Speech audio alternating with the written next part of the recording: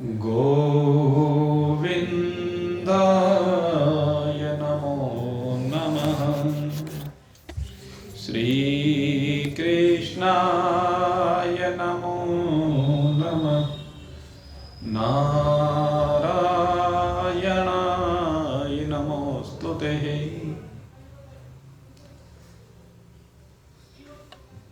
आज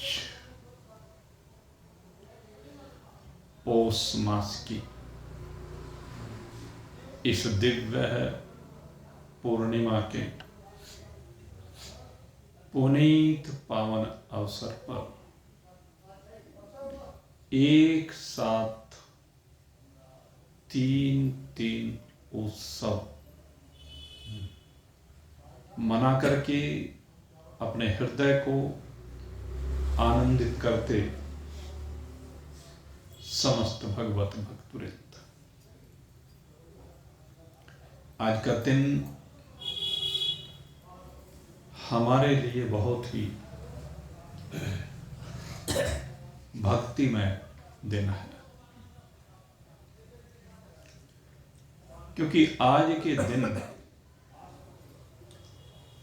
उस आदि शक्ति माता भवानी ने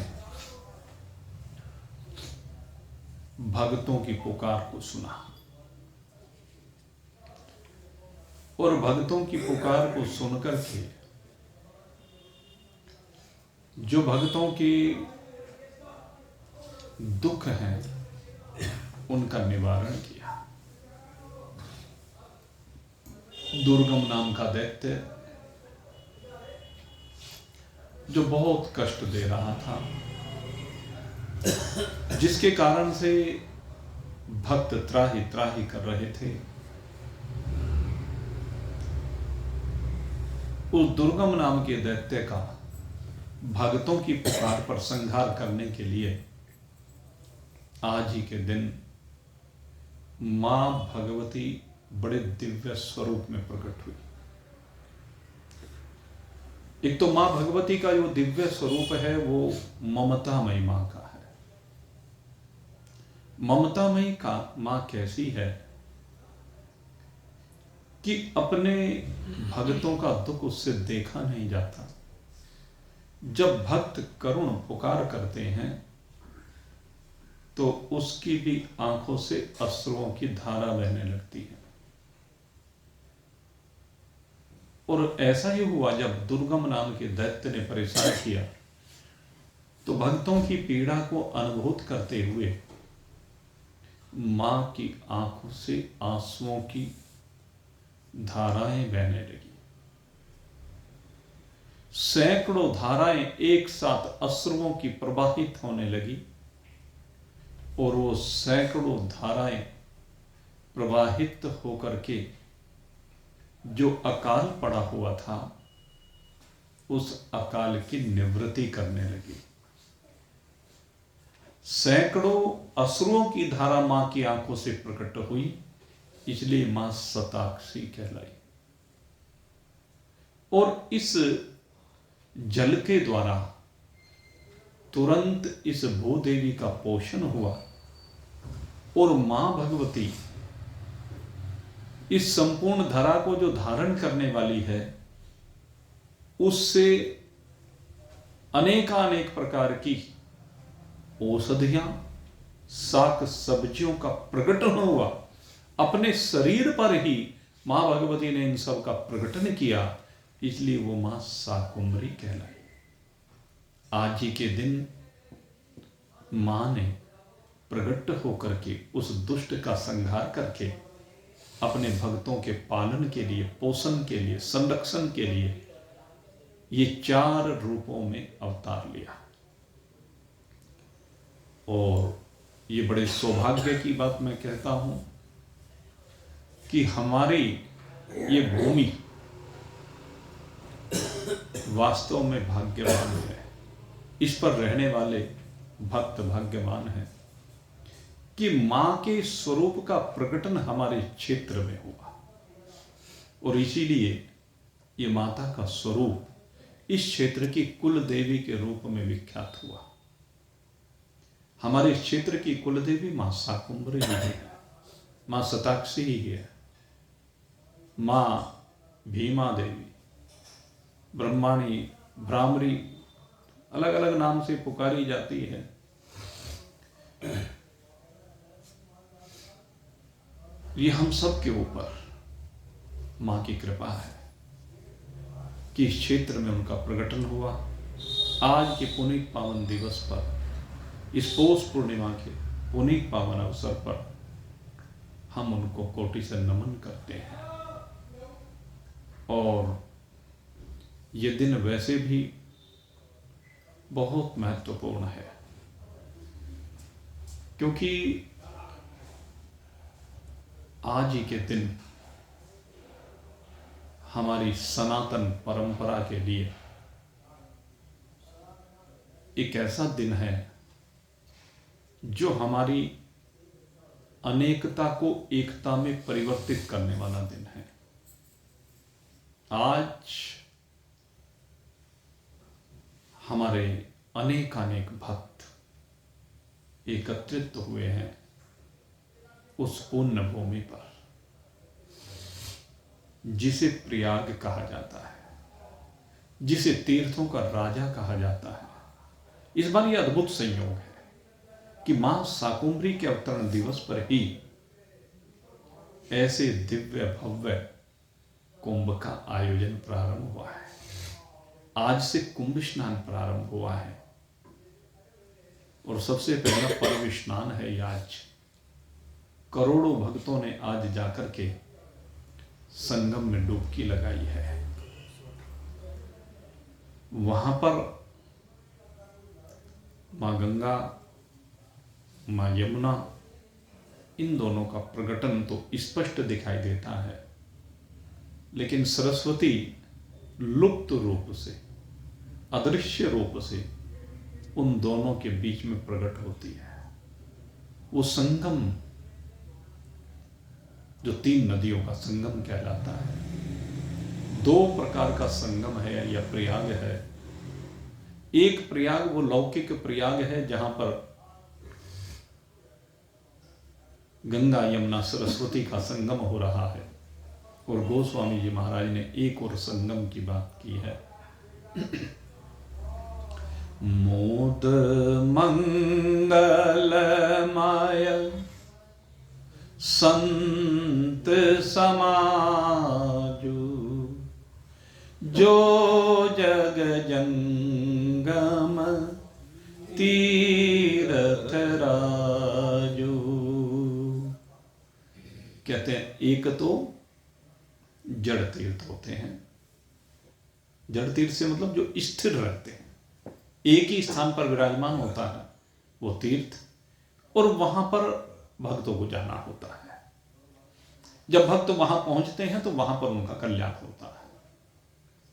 लेकिन एक तीर्थ जो जड़ नहीं, चैतन्य तीर्थ है, और वो कौन है? कहते वो संत हैं। संतों को भी प्रयागराज की उपाधि दी गई, जो जग जंगम तीर्थ राज, जो तीर्थराज के समान है, चलते फिरते तीर्थराज हैं, और वहां पर किसी तिथि की प्रतीक्षा नहीं करनी होती। जब भी संत के साथ कहीं पर भी मिलन हो जाए तो वहीं पर प्रयाग प्रकट हो जाता है, वहीं पर कुंभ स्नान हो जाता है। कैसे हो जाता है? राम भगति जन सुर सरी धारा, सरसई ब्रह्म विचार प्रचारा, विधि निषेधमय कलिमल हरणी, करम कथार अभिनंदनी भरणी। गोस्वामी जी महाराज ने कहा, कहते जहां संत होते हैं वहां पर कहते जो विधि और निषेध, हमारे शास्त्रों में 2 चीजें विशेष रूप से समझाई गई है। जब भी कोई साधक परमात्मा की प्राप्ति के मार्ग पर आगे बढ़ता है, या कह लीजिए अपनी प्रगति के लिए, अपने कल्याण के लिए, अपनी उन्नति के लिए, अपने भले के लिए, अपनी शांति के लिए आगे बढ़ता है, तो सबसे पहले उसे बताया जाता है विधि और निषेध। शास्त्रों में दोनों बातें कही। विधि माने तुम्हें ऐसा करना है, ऐसा करना चाहिए, ऐसा करने से तुम्हारा भला होगा, इसको विधि कहते हैं। जैसे परोपकाराय पुण्याय, क्या करना चाहिए? परोपकार करना चाहिए, ये पुण्य है। और कहा दूसरे निषेध भी बताया गया कि क्या नहीं करना चाहिए। क्या नहीं करना चाहिए? परोपकाराय पुण्याय पापाय परपीडनम, कहते दूसरे को कष्ट नहीं देना चाहिए। ये जीवन जो मिला है ये सबके भले करने के लिए मिला है। ये जीवन किसी को कष्ट देने के लिए नहीं मिला है। तो किसी को कष्ट नहीं देना है, परेशान नहीं करना, अहित नहीं करना है, पीड़ा नहीं देनी है, कोई दुखी हो ऐसा कार्य नहीं करना है। वह चाहे परिवार में हो, चाहे अड़ोस पड़ोस में हो, रिश्तेदारी में हो या समाज में हो, संसार में कहीं भी हो, क्योंकि हम सब तो वसुधैव कुटुंबकम की भावना से ओतप्रोत हृदय वाले हैं। तो सबसे पहले ये विधि निषेध में जो वचन होते हैं शास्त्र के, जहां पर करने ना करने की बात कही जाती है, जहां पर आपके पुण्य कर्मों का सृजन होता है, पापों का हरण होता है, विधि और निषेध से दोनों काम होते हैं। आप जैसे मंदिर में जाते हैं और वहां पर जो हमारे पंडित लोग होते हैं अधिकांश इसी की चर्चा करते हैं। ये भूमिका है, ये नींव है, यहीं से आप सन्मार्ग की ओर प्रेरित होंगे। जो बार बार कहा जाता है कि प्रभु हमें सन्मार्ग पर लेकर के चल, हमारी बुद्धि सन्मार्ग पर चले, क्योंकि अगर सन्मार्ग पर चलेंगे तो कल्याण होगा और असत्य मार्ग पर चलेंगे तो गर्त में जाएंगे, नरक में जाएंगे, कष्टों को भोगना पड़ेगा। इसलिए बारंबार विधि और निषेध की बात की गई। और यह विधि और निषेध कहते यही यमुना का स्वरूप है। ये रविनंदिनी जो यमुना जी है, अगर यदि आप विधि और निषेध को समझ गए, क्या करना है और क्या नहीं करना है, इस बात को समझ गए, तो समझ लीजिए आपके हृदय में यमुना जी का प्रकटन हो गया। आपने यमुना जी का स्नान कर लिया, यमुना जी में गोते लगा लिए। और दूसरी बात उसके बाद कहा, कहते इस विधि और निषेध से क्या होगा? कहते कि आपका हृदय पवित्र होने लगेगा, आपका मन पवित्र होने लगेगा। और जब मन पवित्र होने लगेगा तो पवित्र मन फिर भगवान की ओर आकृष्ट होगा। और जैसे जैसे भगवान की ओर मन आकृष्ट होता चला जाएगा, आपके अंदर परमात्मा के प्रति एक प्रेम की धारा का प्रवाह होने लगेगा। जैसे अर्जुन के हृदय में भगवान के प्रति प्रेम दिनों दिन बढ़ता चला गया, उत्तरोत्तर बढ़ता चला गया। भक्त के मन में भगवान के प्रति राग बढ़ता चला जाता है और ये राग फिर अनुराग में परिवर्तित हो जाता है। बस फिर तो हर समय एक ही धुन रहती है कि केवल परमात्मा और केवल परमात्मा। ये जब धुन रह जाए केवल परमात्मा, और उसमें भी भाव धीरे धीरे बढ़ते बढ़ते क्या हो जाता है? परमात्मा मेरा है, मैं परमात्मा का हूँ। ये सबसे बड़ा भाव है कि परमात्मा मेरे और मैं परमात्मा का। और जिस समय भाव बन जाता है तो कहते हैं यही भक्ति की पराकाष्ठा है। और जैसी भक्ति की पराकाष्ठा होती है, गंगा जी का आपके हृदय में प्रकटन हो जाता है और गंगा स्नान हो जाता है। राम भगति जय सुरसरी धारा, ये है वो सुरसरी की धारा, ये गंगा जी की धारा है जब आपके अंदर भक्ति का प्रकटन हो जाए।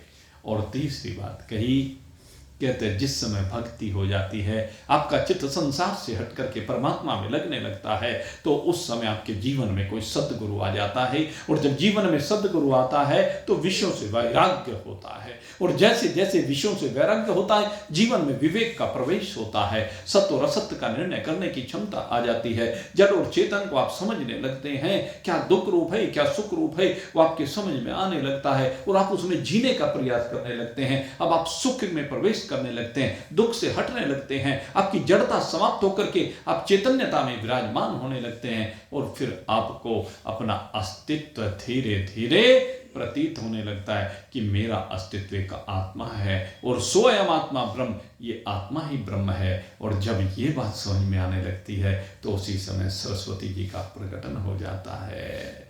सरसई ब्रह्म विचार प्रचार, ये सरसई क्या है? सरसई माने सरस्वती की धारा, जहां पर ब्रह्म के विचार अर्थात तो ब्रह्म जिज्ञासा, जब ब्रह्म की जिज्ञासा होकर के ब्रह्म के संदर्भ में चिंतन होने लगता है, ब्रह्म कौन है, और जब ये मालूम हो जाता है कि चराचर जगत ब्रह्म ही है, चराचर जगत ब्रह्म का ही स्वरूप है, सकल जीव, सकल जड़ पदार्थ जो भी है वो सब के सब ब्रह्म का ही स्वरूप है। ब्रह्म से विलग और कुछ भी नहीं है। दृष्टि ब्रह्ममय बन जाती है, ज्ञानमय बन जाती है, राममय बन जाती है, परमात्मय बन जाती है। तो इस प्रकार से तीनों धाराओं का वहीं पर प्रकटन हो जाता है। इसलिए जहां भी कोई संत मिल जाए, जहां भी कोई ब्रह्म ज्ञानी संत मिल जाए, तो तीनों का प्रकटन होकर के संगम का स्नान हो जाता है, कुंभ का स्नान हो जाता है। तो दोनों की अपनी महत्ता है। और आज प्रयागराज में ये दोनों का संगम है। वहाँ जड़ तीर्थ भी है और जंगम तीर्थ भी है, क्योंकि आज प्रयागराज में अनेक महान पुरुष एकत्रित, तो ऐसा संगम कभी नहीं होता। ये महान पुरुषों का भी संगम। आप जाएंगे कहीं पर भी तो एक महान पुरुष कथा कर रहे होंगे, भक्त उनके सुन रहे होंगे, लेकिन वहां न जाने कितनी कथाओं का प्रवहन इन 45 दिन में होगा। वहां पर कितने पंडाल लगे हुए हैं, कितने महान पुरुष आ करके अपने विचार रख रहे हैं, कितने तपस्वी वहां पर आए हैं, उनका वाइब्रेशन है, उस वाइब्रेशन से कितनी सात्विकता का प्रवाह वहां पर हो रहा है, और उस सात्विकता के वातावरण में कितने हृदय शुद्ध होकर के परमात्मा भक्ति से ओतप्रोत होकर के, परोपकार की भावना से ओतप्रोत होकर के ब्रह्म तत्व का विचार करते हुए, इस जगत की विनाशिता को देखते हुए अपने स्वरूप में विराजमान हो जाएंगे। ये अद्भुत संगम है मेरे मित्रों। ये जो कुंभ का स्नान कहा जाता है, ये कोई साधारण चीज नहीं है। सही बात तो यह है, वहां पर कुंभ में जाकर के 45 दिन का वास करना चाहिए। जो कर सकते हैं, जिनकी सामर्थ्य है, जिनकी परिस्थितियां हैं, अगर 45 दिन वहां पर रह करके संगम में स्नान भी करे और इस महान पुरुषों के संगम अर्थात उनके विचार, उनके द्वारा प्रदत्त ज्ञान को ग्रहण करे, वहाँ उपनिषदों का अध्ययन हो, वहाँ पर ब्रह्म सूत्र का अध्ययन हो और उस दिव्य ज्ञान का वहाँ पर प्रकटन हो जाए, तो ये कुंभ महाकुंभ बन जाता। ये जो महाकुंभ है ना, जब कहते हैं कि ये जो कुंभ की परंपरा हमारे यहाँ चली, तो इसके पीछे क्या कारण है? कहते हैं ये जो है ना कुंभ, कहते 12 दिन तक जो देवता और दैत्यों के बीच में वो कुंभ जो प्रकट हुआ था, अमृत कुंभ, तो वो जो अमृत कुंभ था उसको लेकर के 12 दिन तक इधर उधर छीना झपटी में भागते रहे, दौड़ते रहे देवता लोग, दैत्य लोग, और उसी में 4 जगह पर उस अमृत कुंड से कुछ अमृत छलक करके गिरा। हरिद्वार में गिरा सबसे पहले, ये कह लीजिए, फिर प्रयागराज में गिरा, फिर नासिक में गिरा, उज्जैनी में गिरा, 4 जगह पर गिरा। तो कैसे गिरा? कहते हैं कि तीसरे दिन वो छलक करके हरिद्वार में गिर गया, छठे दिन छलक करके प्रयागराज में गिर गया, 9वें दिन उज्जैनी में गिर गया और 12वें दिन नासिक में गिर गया। तो इस तरह से 12 दिन बीत गए। और ये जो 12 दिन हैं भाई, अगर देखा जाए तो यहाँ हमारे हिसाब से जब हम गणना करते हैं, वो उनकी गणना है और हमारे यहाँ हमारी गणना है। तो हमारे हिसाब से ये जो एक एक दिन है वो एक एक वर्ष का बैठता है। एक दिन 1 वर्ष का होता है, तो 3 दिन 3 वर्ष के हो गए, इसलिए 3 वर्ष का अंतराल इसमें लिया गया। और 3 वर्ष के अंतराल पर ये चारों जगह पर कुंभ लगना प्रारंभ हुआ। तो इसलिए 12 वर्ष का शेड्यूल है।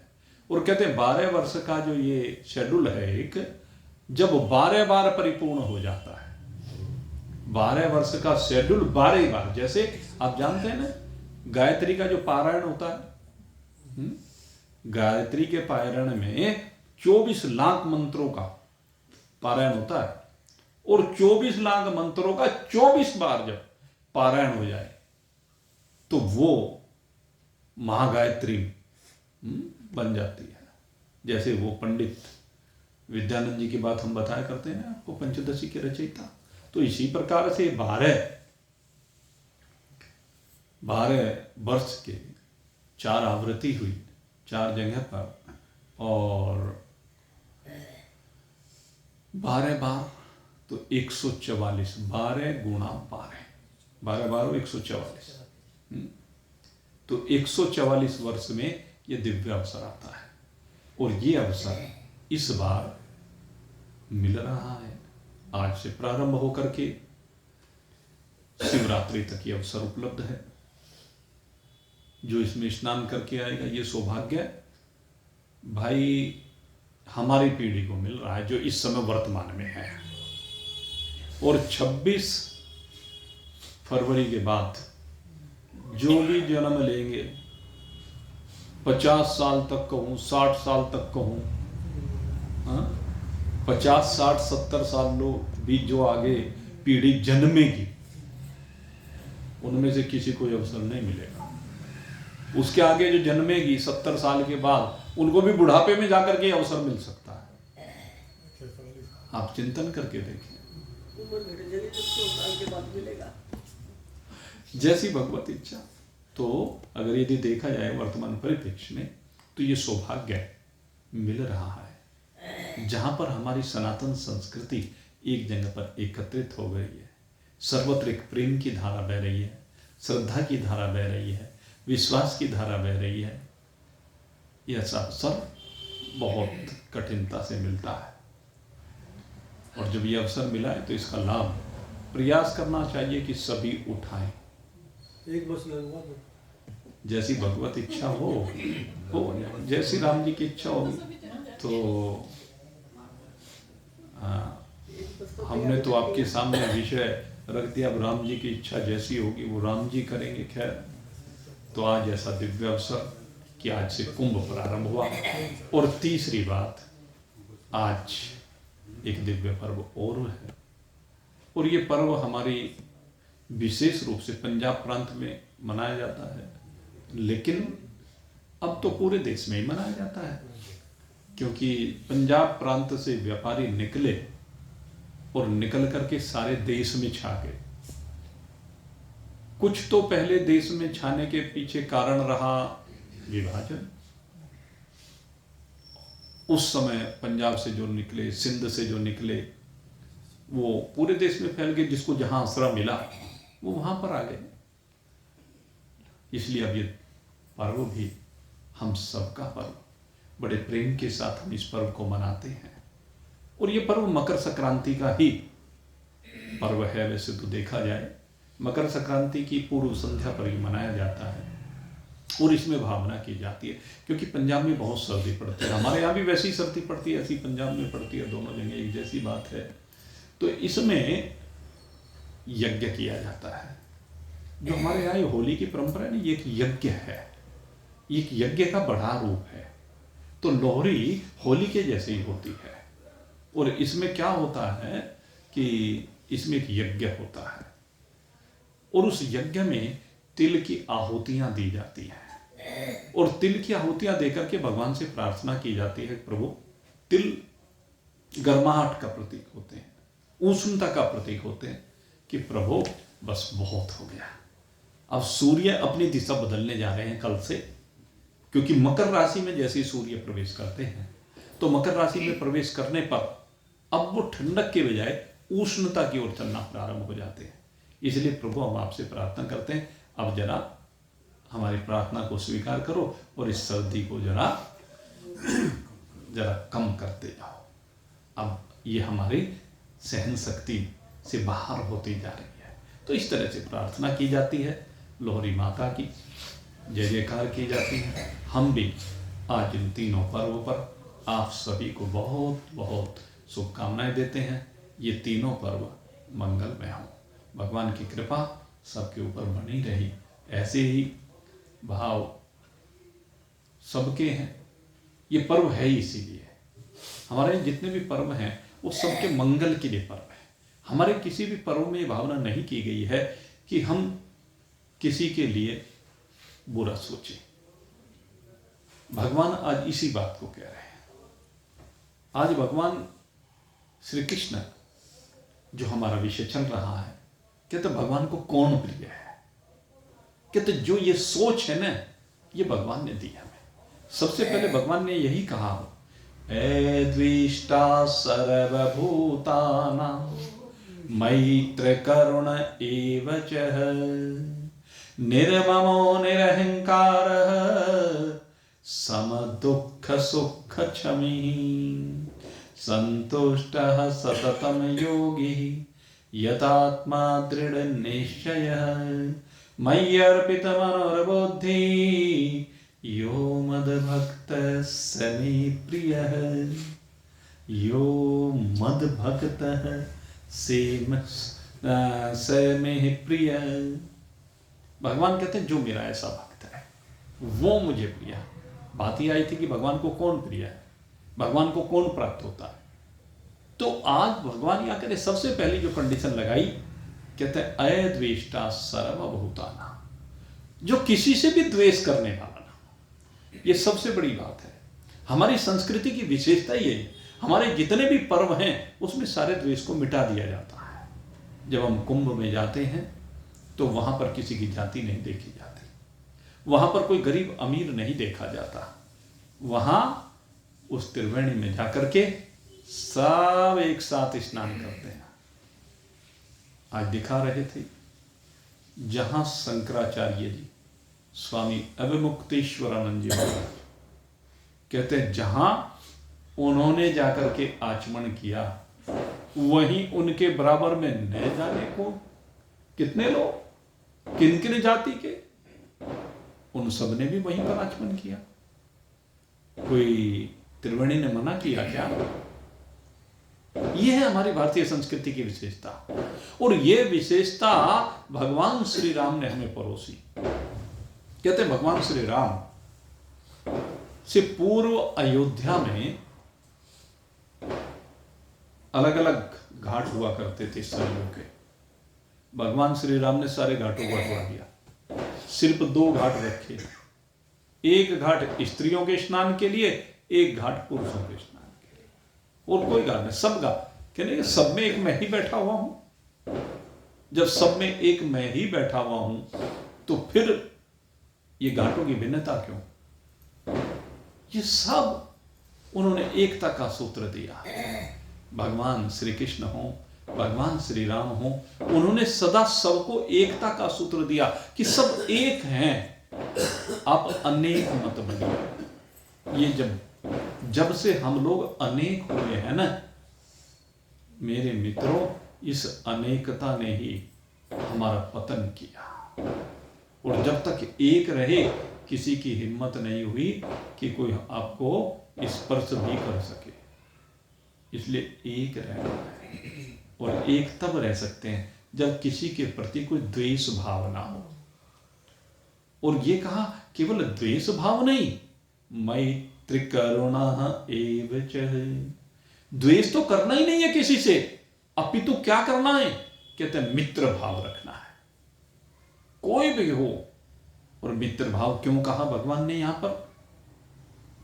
मित्र भाव कहने के पीछे भगवान का, जहां तक मैं समझता हूं, एक भाव यह भी रहा है, क्योंकि मित्र वो होता है जो सदा मित्र के काम आता है।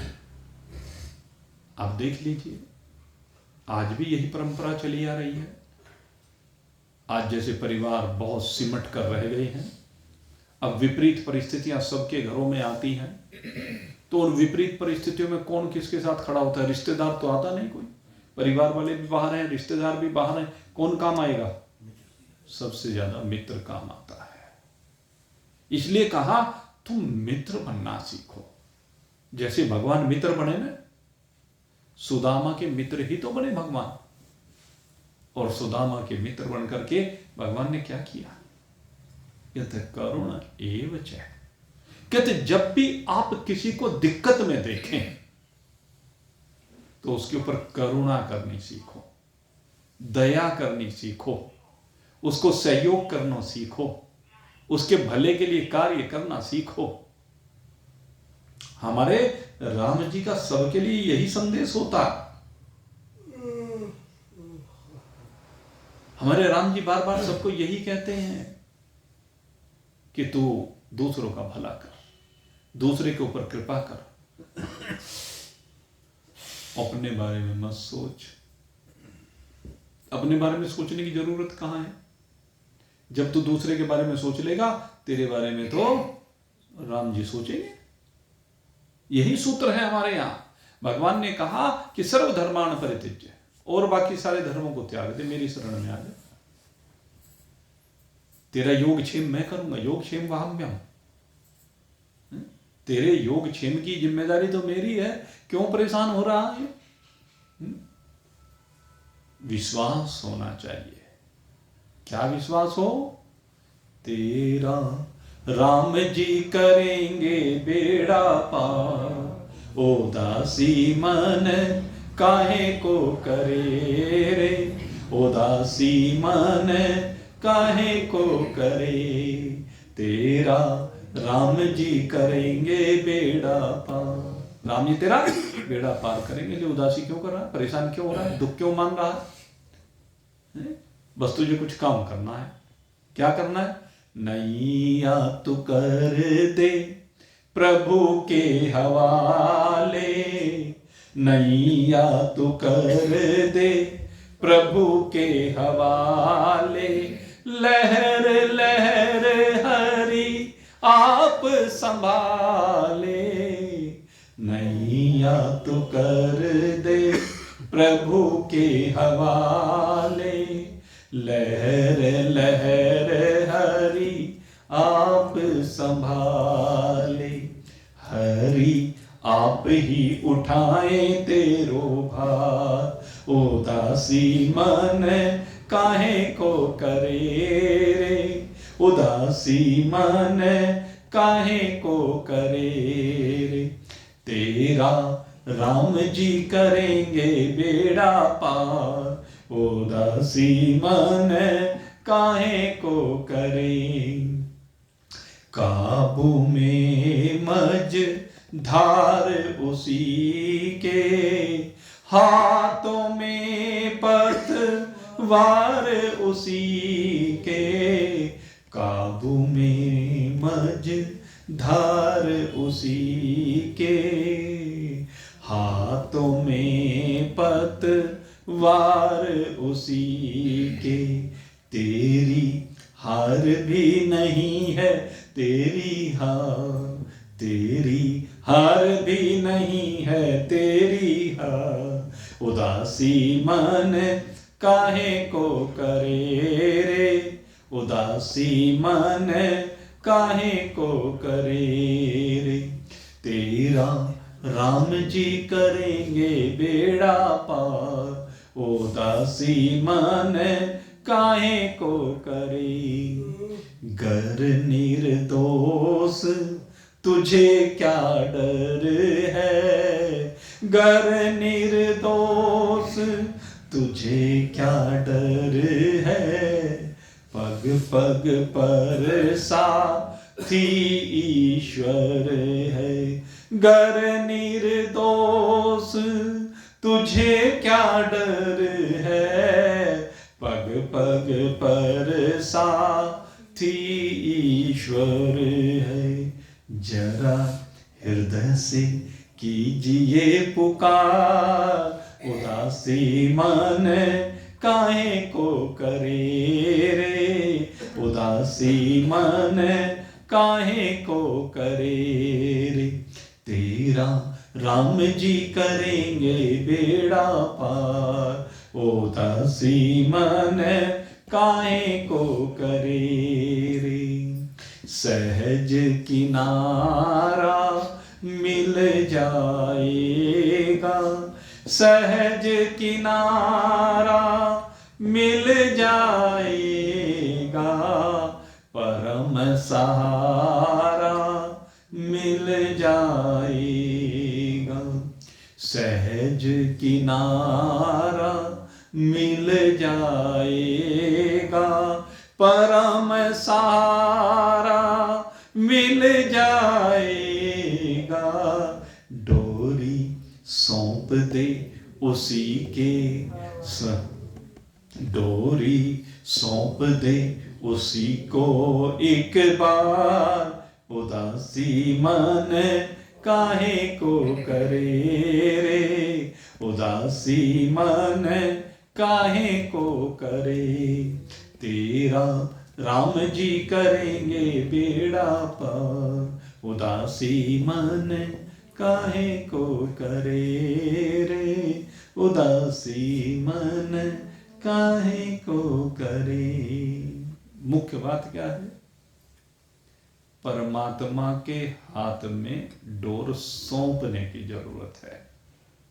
अब सौंप दिया इस जीवन का सब भार तुम्हारे हाथों में, लेकिन सौंपते नहीं। समस्या यही है। अगर यदि हम परमात्मा के हाथ में अपना हाथ पकड़ा दे, उंगली पकड़ा दे, तो परमात्मा झट पकड़ लेगा। कब? बालक बनकर पकड़ाए। हम बालक बनकर के अपनी उंगली परमात्मा के हाथ में पकड़ा दें तो परमात्मा हमारी उंगली को पकड़ करके ले जाएगा। हमें नहीं पकड़ना भगवान का हाथ, भगवान को पकड़ाना है, बस उल्टा करना है। जैसे वो है ना, एक तो यह है बंदरिया का बच्चा, बच्चे ने मां को पकड़ रखा है, और एक मां ने बच्चे को पकड़ रखा है। अगर मां ने बच्चे को पकड़ रखा है तो सुरक्षित है, और बच्चे ने मां को पकड़ रखा है तो भरोसा नहीं कब छूट जाए। इसलिए हमें क्या करना है? परमात्मा हमारी मां है, हम तो उसी को कहे तू जान तेरा काम, तू पकड़ ले। नैया तो कर दे उसी के हवाले, उसी के हवाले दुनिया करना है। अपने जीवन की इस नैया को उसे सौंप देना है। इसका माझी तू है, पतवार लेकर के तुझे खेना है। मैं नहीं जानता, मुझे नहीं पता, मैं न किसी और को जानता, मैं तो केवल तुझे जानता हूं, क्योंकि एक तू ही है जो मेरा सच्चा हितैषी है। एक तू ही है जिसमें ये सामर्थ्य है कि तू मुझे भव से पार ले जाए। इसलिए मेरी तो मित्रता तेरे ही साथ है। ऐ द्वेष्टा सर्वभूतानां, पहली बात तो ये कही ऐ द्वेष्टा, और दूसरी बात कही मित्रता का भाव। हम तो ये कहते हैं भगवान को मित्र बना दीजिए, और दूसरी बात यह है कि सब में भगवान को देख करके सबसे मित्रता करना प्रारंभ कर दीजिए। शत्रुता रहेगी नहीं, शत्रु भाव रहेगा ही नहीं। इस शत्रुता को मिटाइए। जगत में कोई शत्रु नहीं। और अगर यदि कभी ये लगे कि फलाना हमारे प्रतिकूल है, हमारे लिए गलत कर रहा है, तो भाई वो पापों की सजा मिल रही है। और कोई बुरा कर रहा है तो अपने लिए कर रहा है, अपने लिए कुआं खोद रहा है, वो आपके लिए नहीं खोद सकता। आपके तो पाप घट रहे हैं, उसके पुण्य घट रहे हैं, आपके पाप बढ़ रहे हैं, पाप घट रहे हैं, आपके पुण्य बढ़ रहे हैं, उसके पाप बढ़ रहे हैं। समस्या ही है उसके लिए, हमारे लिए समस्या नहीं है। इसलिए कहते हैं कि तू किसी से भी द्वेष करने वाला ना हो, तेरे मन में किसी के प्रति भी अनिष्ट करने की भावना ना हो, अहित करने की भावना ना हो। तेरा मन ऐसा बन जाए सर्वे भवन्तु सुखिनः, कि सब सुखी हो जाए, कोई दुखी रहे ही नहीं। और जो तुझको दुखी दिखता है उसके ऊपर करुणा ही बचे, करुणा करो।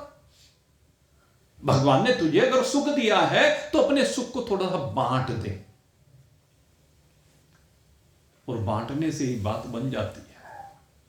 थोड़ा थोड़ा सा बांटोगे ना तो उसका दुख दूर हो जाएगा। जो कोई दुखी है सोच के देखें, हम मन में कोई भी दुखी हैं, अगर हमारा दुख कोई थोड़ा थोड़ा सा ले ले तो बढ़ जाएगा। एक एक बूंद भी ले ले, कोई 100 बूंद दुख है, एक बूंद किसी ने ले ली और 100 जनों ने ले ली तो 100 के 100 ने मिलकर के एक एक बूंद उनके लिए कुछ नहीं रही और उसकी 100 की 100 बूंद समाप्त हो गई। महाराज अग्रसेन जी की वो बात फिर आती है, कहते हैं जब किसी के जिम्मे कर्ज हो जाए, अब हम क्या करते हैं, कर्ज की स्थिति में हम उससे दूर भागते हैं। अरे कोई अगर यदि अपना रिश्तेदार, अपना भाई, अपना मित्र कर्ज में आ गया तो उस समय हमें सहयोग करना चाहिए कि दूर भागना चाहिए? हमें लगता है कहीं ये हमें दह ना जाए। अरे मैं कहता हूं मित्र तो वही है जो मित्र के समय पर काम आए। आप परोपकार के इतने कार्य करते हैं, इससे बड़ा परोपकार कोई हो नहीं सकता। आप थोड़ा थोड़ा सा सहयोग करके उसके कर्ज को समाप्त करा दें। किसी की बेटी का विवाह नहीं हो पा रहा है, अगर बेटी का विवाह नहीं हो पा रहा है, आपको पता है कि गरीबी के कारण से, पैसे के अभाव के कारण से ये विवाह करने में असमर्थ है, तो सहयोग करने की बात है और पता भी ना चले, उसे पता भी ना चले, सहयोग कर दें, उसका हौसला बढ़ाइए। भगवान सब करेंगे। और मिलकर के मान लीजिए आप तिलक वो कन्यादान दे करके आते हैं, आप का भाव यह मुझे यहां पर 1100 रुपये कन्यादान देना है और आपको लग रहा है कि इसकी स्थिति कमजोर है, तो आप उस 1100 की जगह 5100 रुपये दे आइए, 11,000 रुपये दे आइए। आपके ऊपर थोड़े ना कोई विशेष फर्क पड़ा, लेकिन उसके ऊपर बहुत फर्क पड़ा, उसको सहारा मिल गया। तरीका है, बूंद बूंद से बनता सागर, तो बूंद बूंद से हमें सागर बनाना है। यह मैत्री का भाव, भगवान ने जो कहा सबके प्रति मैत्री का भाव, जहां भी दिखे वहीं पर हमें सहयोग कर देना चाहिए। ये मनुष्य शरीर भगवान ने दिया इसे, इसीलिए दिया। भगवान कहते हैं निर्ममो निरहंकार सम दुख सुख क्षम। आपके अंदर ये भाव होने चाहिए, आपके अंदर मैं बने का भाव नहीं होना चाहिए, अहंकार का भाव नहीं होना चाहिए। और एक बात और कही बहुत बढ़िया, क्षमी, कहते तेरे अंदर क्षमा करने का भाव आना चाहिए। एक बात बता दो, जिसने भी अहित किया है, क्योंकि हमें लगता है फलाने ने मेरे साथ बहुत बुरा किया, उस समय किया, भगवान इसलिए समझा रहे हैं आज कि बड़े कड़वे बोल सुनने को मिले, इसने मेरे साथ ये किया वो किया। और औरतों में तो इस बात का भाई घरों में कुछ पूछो मत। सास ने ये कहा था, बहू ने ये कहा था, जेठानी ने ये कहा था, देवरानी ने ये कहा था, ननद ने ये कहा था, उनको पता नहीं कौन कौन से जन्म की याद रहती है। ये बहुत बड़ी बात है, मैं बता रहा हूं। यहां पर भगवान ने कहा मुझे कौन प्रिय है, कहने लगे जो क्षमी है। अब ये ध्यान करना, ये हम जो बात बता रहे हैं भगवान को प्रिय है, जिसको भगवान मिलता है उसकी बात यहां पर बता रहे हैं। कहते हैं जो सबको क्षमा कर दे, जिसने तेरे साथ कितना भी गलत काम कर रखा है तो उसको क्षमा करने की शक्ति सामर्थ्य वाला हो, तेरे मन में उसके प्रति दुर्भावना आई नहीं, अद्वेष्टा।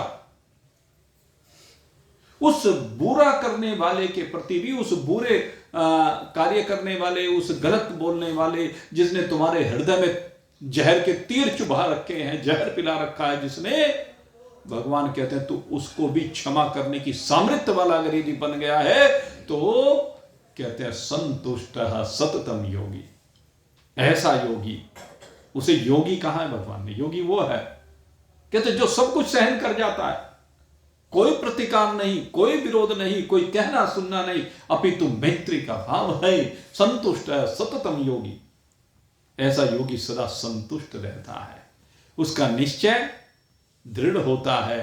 यथात्मा दृढ़ निश्चय, वो मन और इंद्रियों पर नियंत्रण कर लेता है और उसकी बुद्धि, कहते हैं ऐसी स्थिति में मय्य अर्पित मनोर बुद्धि, उसका मन और बुद्धि मेरे में ही लगा होता है।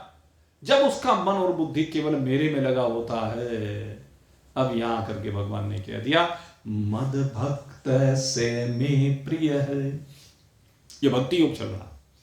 भक्ति योग के इस 12वें अध्याय में यहां पर आकर भगवान ने समझा दिया कि मुझे कौन प्राप्त होता है, मेरा भक्त कौन है जो ये कार्य करता है। भगवान ने इसमें कहीं ये नहीं कहा कि जो मेरी भक्ति करता है, मेरा कीर्तन करता है, मेरा भजन करता है, ये नहीं कहा, बल्कि चरित्र की बात की। हमारे यहां चरित्र की मुख्य बात की गई है, चित्र की बात बाद में की गई है। जिसका हम चित्र पूजते हैं ना, चित्र पूजने के पीछे उसका चरित्र होता है। कभी किसी के चित्र नहीं पूजे जाते, चरित्र पूजे जाते हैं। आप देख लीजिए, सर्वत्र चरित्रों के तो पूजन है। आज जितने भी देवी देवता, जितने भी संत महात्मा पूजे जा रहे हैं, क्यों पूजे जा रहे हैं? क्योंकि उनके चरित्र हैं।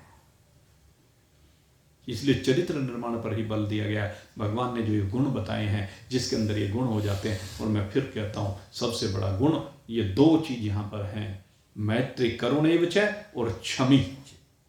सबको क्षमा कर देने की शक्ति, सामर्थ्य। और क्षमा करना भी क्या है? उसे मन से क्षमा होना चाहिए।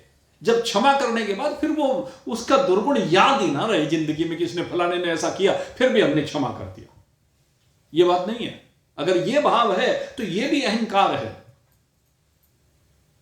सच्चे मन से क्षमा कीजिए, यही सत्संग का लाभ है। मैं आपको कहता हूं, आज यहां पर आप लोग बैठे हुए हैं, जो लोग आप यहां पर बैठे हुए हैं, कम से कम वो तो संकल्प लेकर के जाओ। किसी न किसी के प्रति जरूर मन में ये रहा होगा कि फलाने ने मेरे साथ फला समय पर ये किया था, आज उसको यहीं छोड़ जाओ, आज उसको यहीं दिल से क्षमा कर जाओ। अब वो भाव आपके मन में ना आए, ये भगवान कहना चाह रहे हैं।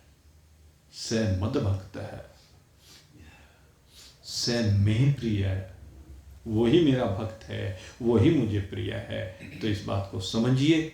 और पुनः आज तीनों पर्वों की, लोहरी पर्व की, माता शाकुंभरी के अवतरण दिवस की और पौष पूर्णिमा पर प्रारंभ हुए इस कुंभ की हार्दिक शुभकामनाएं आपको अर्पित करते हुए अब यहीं पर आज के सत्संग को विश्राम दे रहे हैं। और जैसा कि आपको मालूम है, कल बड़ा दिव्य पर्व है, कल परिवर्तन का पर्व है, मकर संक्रांति, जिसमें सूर्य देव भी, जो सारे जगत को प्रकाशित करने वाले हैं, वो भी अपनी दिशा को परिवर्तित कर लेते हैं। सूर्य नारायण, तो वो उत्तरायण हो जाएंगे। उस उत्तरायण के पुण्य काल में दान का बड़ा महत्व है। कल का दिन विशेष रूप से दान के लिए कहा गया है।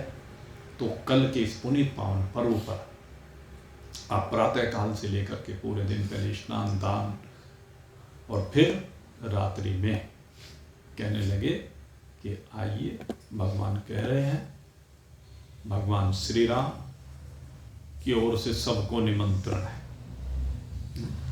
कि आइए और कल से लीलाओं का गुणानुवाद श्रवण कीजिए।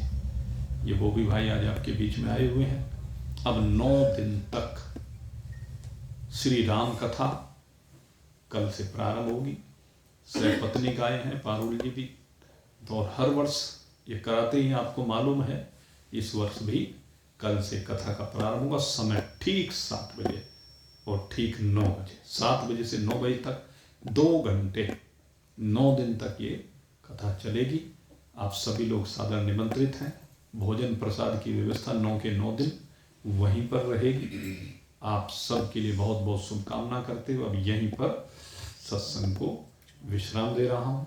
और कल मेरे से किसी ने पूछा था कि आगे सत्संग कब प्रारंभ होगा, तो भाई पहले कथा करनी है, फिर उसके बाद मुझे कुछ विशेष काम है, इसलिए 29 जनवरी अब जो कथा प्रारंभ होगी वो यहाँ पर 29 जनवरी से प्रारंभ होगी। आप सबके लिए पुनः शुभकामना करते हुए यहीं पर विश्राम। बोलिए सच्चिदानंद भगवान की।